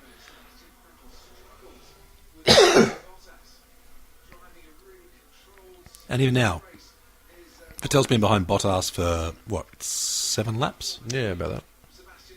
And just unable to find a way by. And if he can't get by Bottas, there's just no way you could say he'd get by Rosberg or Hamilton. Yeah. And yet, you've got Raikkonen, who's able to do just that. And that's it. And this track, it's mainly the first 4 corners where you're going to overtake. It's pretty difficult to overtake following someone else through the last 2 sectors. So Bottas, you see, he just concentrates on taking the correct lines and hitting his braking points and coming off the straight where he's got the speed advantage. One little mistake in that section and he's done. Vettel will take him. And that's where his concentration is spent. And that can't be underestimated how difficult that is at the end of a race and how physically demanding driving a car is around the tracks like this.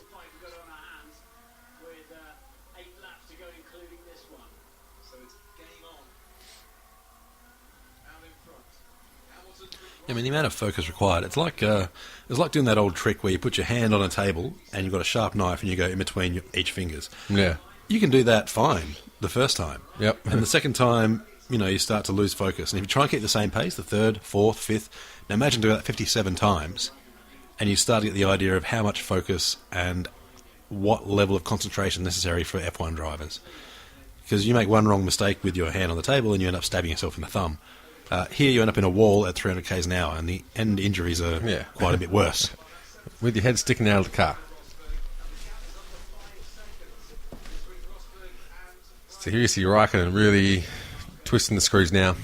He's trying to pump out qualifying laps for the rest of the race. Like I said, he still had a bit left in his tyres at the end of the race.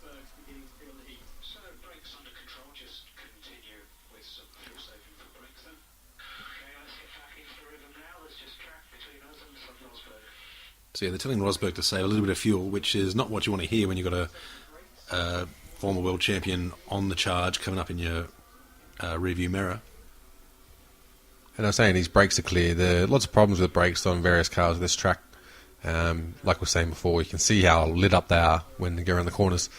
And he'll be relieved of that, and then he gets told straight after that he's got to save a bit of fuel. So, but you see that pass just there? The difference between that and Rosberg's passes were that he allowed the racing line on the outside and didn't cut it off. Yeah. So he took the inside line, but still didn't drive the outside car off into the dirt, which was not what Rosberg was doing. And look, I'm not saying Rosberg's driving was wrong. It's within rules. You can certainly pressure other cars to go off, but if you can pull it off cleaner, it takes a lot more skill and it's a lot more admirable.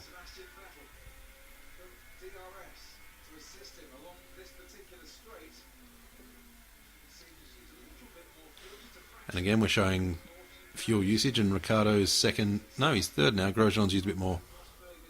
No, he hasn't. Ricciardo's used more than everyone except for Raikkonen. And again, that'll be because Raikkonen's got the wick turned right up for a lot longer. As Ricciardo knows, he's not going to catch Vettel. He's pretty safe from Grosjean, so he's just going around the track, probably thinking of how he's going to spend the night, what he's going to have for dinner, that kind of thing. Yeah. Maybe they could just hook up a Nintendo DS or something in there for him when he's in these positions. Because he keeps talking about how he gets bored. Yeah, well, I mean, you start doing slalom or something, take the detour.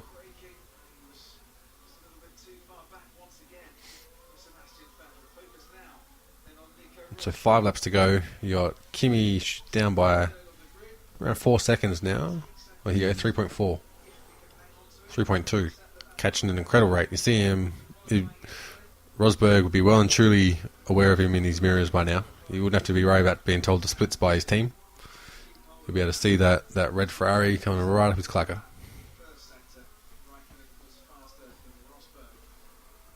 And even still, like we've seen throughout the whole race, it's one thing to catch the guy in front of you, but completely different thing to be able to overtake him. As we're seeing from Vettel and Bottas. But even here, like, you see a bit of a lock-up there. That takes time out. And then you've got...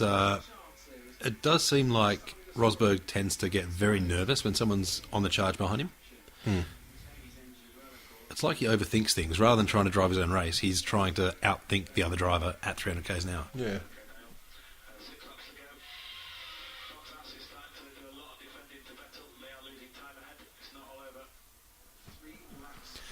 I think that little bit of radio chatter to Ricciardo was pretty much just to make sure he's still switched on. Because at this stage, when you're not really driving for any particular reason, you're really just hoping the guys in front of you come together.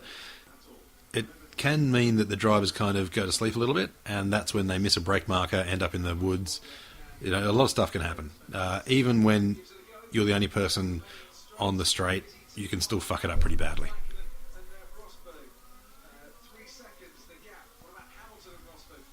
So Raikkonen within 2.2 seconds. 4 laps to go. I mean, so he's going to catch him. There's no doubt about that. It's just a matter of whether he can get the overtake done. But again, every little tenth he takes out, that's more pressure on Rosberg. And Rosberg will be spending a lot of time looking in those tiny fucking mirrors that bounce around the place. Which is exactly what you want. And even there, he could have had a bit of a dive. But instead, Vettel's gone wide. And a lot of that's because Bottas is taking that nice middle line. Yeah, he's not trying to cover. He's just making it as wide as he can without destroying his own line. Exactly so. But if he starts weaving here trying to cover it, and that's what Seb's trying to do, he's trying to bait him into closing off the inside line so he can take that wide line and undercut through the corner. And like we were saying at the start, that different line through the first 3 corners to get an overtake done. That's what he's trying to do. But Bottas just covers it well. Not like Nico. He just sticks to his line, knows he's going to get better traction out of the corner, and with the power of the Mercedes engine, he's going to be able to stay in front through that following 3 corners. But with what Bottas is doing, by breaking Vettel's line into that first corner, he drops Vettel back about another 10 metres, which takes him about 4 or 5 corners to catch up. And those 4 or 5 corners are the best places to pass. Yeah. I'm surprised Vettel, instead of trying to pass at the first corner, didn't just hold back and try it for the second or third. But, you know, he's a world champion, so he knows better than I do, obviously. That's it. And I think taking that line is the way you've got to go to set up those other overtakes. So Valtteri is aware of that and did enough to stop Vettel from being able to do that, which, just adds to Vettel's frustration. Yeah, he's just killed Vettel's rhythm. Here we are, Kimi right up on the gearbox of Rosberg. And you got to bear in mind, this is all going to be important in the championship for drivers, because Sebastian... Hamilton just being told that Nico's under the threat from Raikkonen, and I dare say Hamilton couldn't give a flying fuck. He'd be quite happy, if anything. Yeah, everybody's pretty excited about that one. Because every point out of Rosberg is a point pretty much into his favour. And you got to remember last year, DNFs played a big part in Rosberg actually being in the title hunt. Yep. And a lot of that is his passing. He tends to have that win it or bin it mentality with passing. Yeah. And sometimes it doesn't pay off. If he tries some of those passes on Maldonado, they'll both end up in the wall. So if he's fighting Maldonado, he's already done something wrong. Well, pretty much.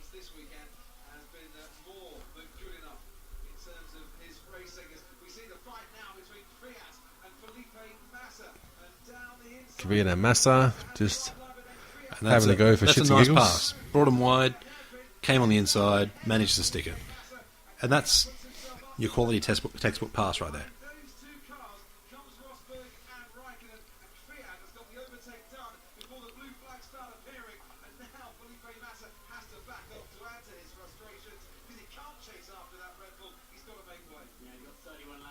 And you see the lap traffic playing into Raikkonen's hands here, with Nico having to work a little bit harder than what he'd be like to be doing. It's also upsetting the rhythm. Because Rosberg does seem to be one of those guys that needs a solid rhythm. By having traffic, he's got to keep his attention ahead as well as being paranoid about what's behind him. Yeah, the only advantage is it'll give Nico DRS as well, but you got to take that and what you can do. Yeah, it does advantage the chasing car a little bit because they don't need to worry about anything behind them. He can just try and follow Nico as much as possible and try and pass cars when he does. And as long as you're tucked up behind Rosberg, as soon as the car in front of Rosberg moves out the way, you got the clean pass. Yeah. You don't have to wait. You can slip through as well. And Raikkonen's still a little bit far back for a move right here. Yep, 2 laps to go. Oh, there he goes. Rosberg goes wide. Well wide, and Raikkonen just goes, nah, you're not coming back on track that way, son. That's his one mistake. And that's purely up to Rosberg. I think he said there was something wrong with his brakes, but it just doesn't seem that was actually the case. No. Maybe it was the part that connects the brakes to the steering wheel via the driver's seat. But, it looks like Raikkonen just pressured him into that mistake.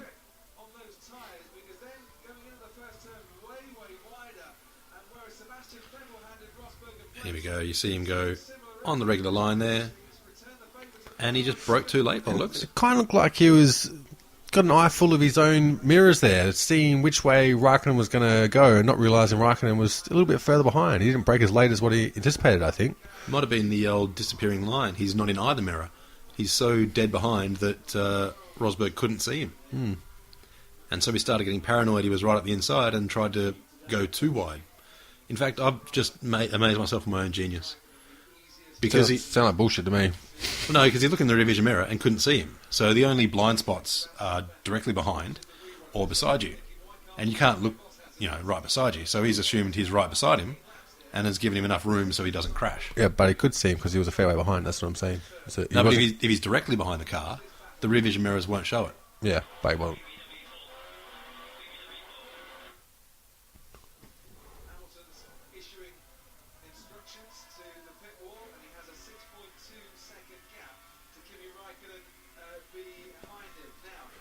So even Lewis getting a little bit concerned about where the Ferrari's coming up. Yeah, once he knows that he's only got to finish the lap, he's pretty sorted. Yeah. But, because these guys don't have a central rear vision mirror, they've got a massive blind spot dead behind them. Yeah. And I honestly reckon what happened there is Rosberg was looking for him, couldn't find him in rear vision, so he assumed he was beside him. And so that's why he went so damn deep and wide. Yep. But, Yeah, pretty on that too. I'm claiming it as fact completely.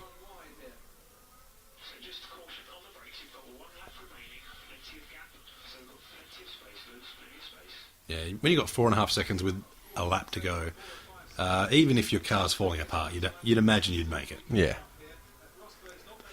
I think one advantage of having the Bahrain race at night is they can use fireworks. Mm. And on the warm down, it looked spectacular just to have them. But, for all its shortcomings, the Bahrain track is a pretty damn good one. And the major shortcoming is that no one is at it. Yeah, the main shortcoming is that it's in Bahrain.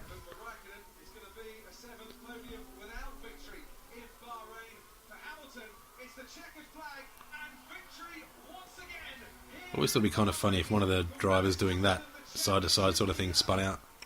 Yep. I think it's happened before. Well, Raikkonen would have taken the win if that happened. You wouldn't hear him complaining. And here we see Vettel still stuck behind Bottas. So despite the fact in a superior car against a driver with a lot less experience, he couldn't get past him.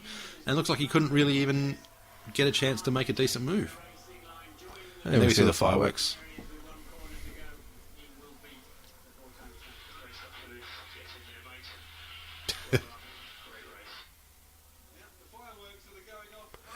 Makes it 3 from 4 for Lewis for the season. And no wins for Rosberg. No.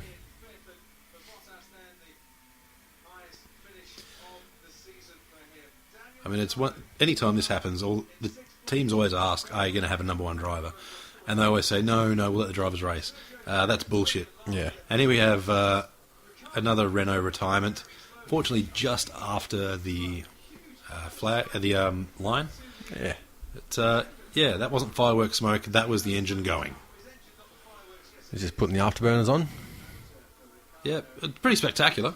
Like, if you could get the cars to do that every race, it'd be pretty cool. See, he's got the Rockstar car park, though. He does. He certainly does. It'd be kind of funny if they had to bring the safety car out for the warm-down lap. Yeah. Just because they couldn't see through all the smoke and there's a car in there. Well, there has actually been a driver crashing in Park Firm, so... Yeah, this is true. I can't remember. I think it was a Japanese driver. Inoue, I think. Ida Inoue, I think it was. I think they actually revoked his super license. 4 races, yeah.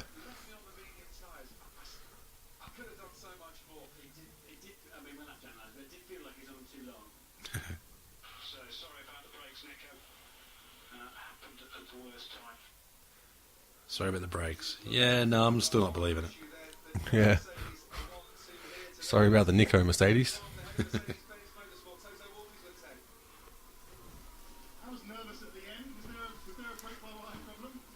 So, that's the end of the Bahrain Grand Prix. An interesting race. It was more interesting than Shanghai. You still had that generic, boring middle part, but it all come good towards the end. Yeah, there's also quite a lovely bit of tension between the two Mercedes drivers, and that's only going to get worse, mainly because Rosberg knows he's underachieving, and he seems to respond to that by lashing out at everyone around him. So it should be entertaining. And, I mean, it makes Nico more pissed off that Lewis just couldn't give a fuck.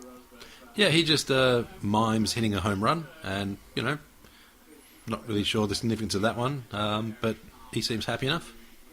Yeah.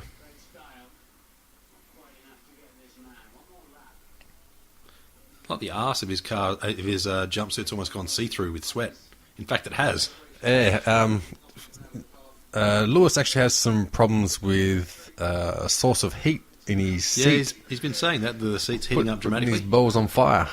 Not even joking, it's legitimate. And I was watching during one of the practice sessions, Damon Hill was saying, I think it was Damon Hill, pretty sure it was, wasn't it Johnny Herbert?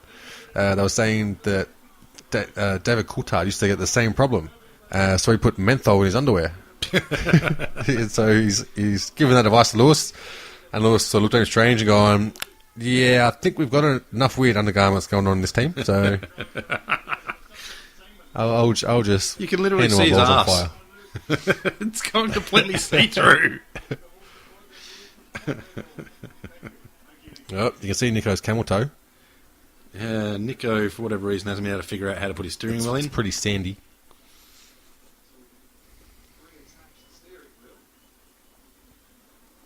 Insert tab A into slot B. And we see Ricciardo finishing in 6th. 20 seconds ahead of Grosjean, 20 seconds behind Vettel.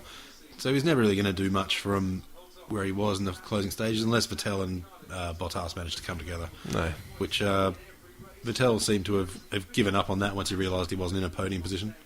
Well, he picked up a spot, so that's the best you could have hoped for in a clean race. Yeah. It'll be pretty interesting.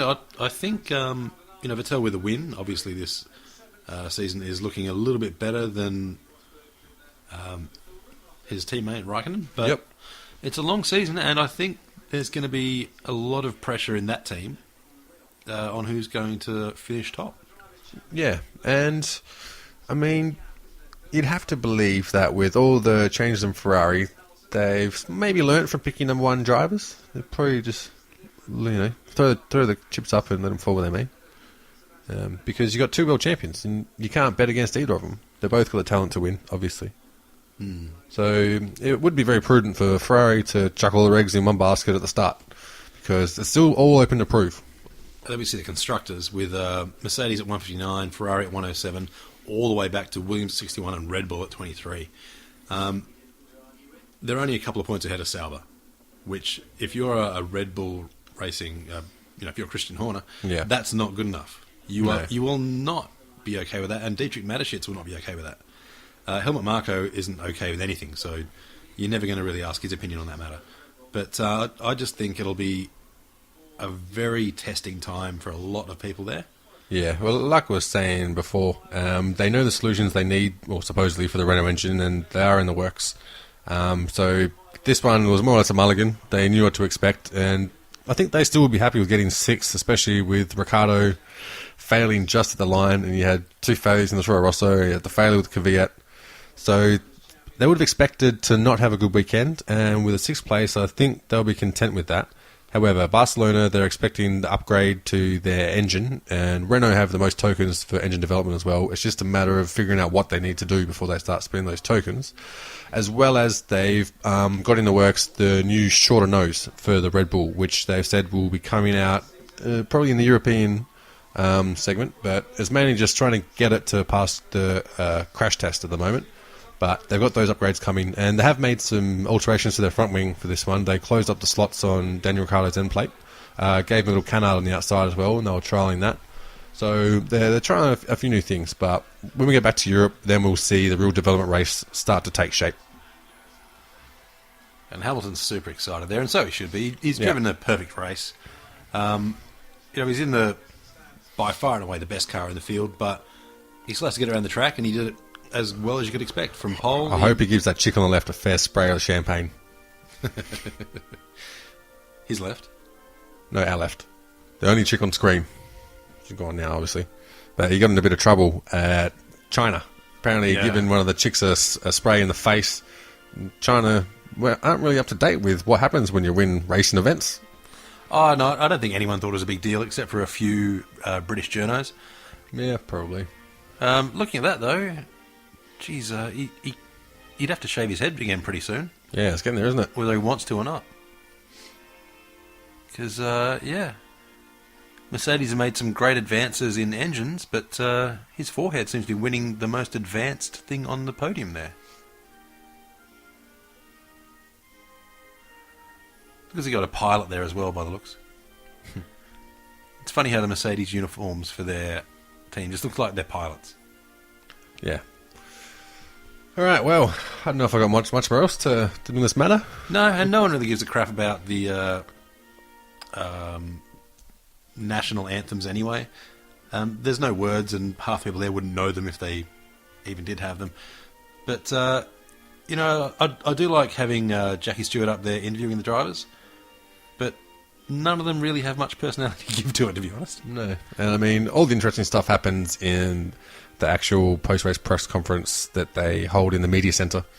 Yeah, usually you can watch that online, or you can read the transcripts on some of the various websites that are out there. Yeah, but anyway, that was Bahrain. Next we go to Barcelona. Yep, 3 weeks until Barcelona. A little bit of a break. I think that's going to be very interesting. Yep. I think you'll see a bit more improvement from Ferrari as well. Yep. Ferrari have already said they've got an upgrade in the works that will be at Barcelona. A few extra horses, they say. Plus 40 is the word.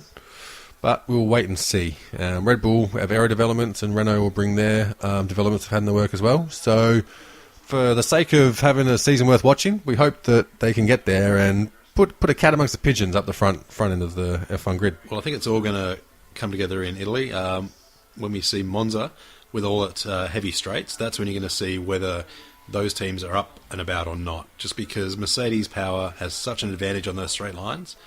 If Ferrari are going to challenge for a championship next year, they're going to have to try and match them at Monza this year. I was going to say, if Ferrari are not there with the power by Monza, I reckon they'll be sticking a few chicanes in there. Maybe so. Anyway, that's what's happening in F1 at the moment. I hope you've enjoyed the podcast. All right, we'll see you guys see you in Barcelona, but we'll talk to you after Barcelona. See ya. Bye.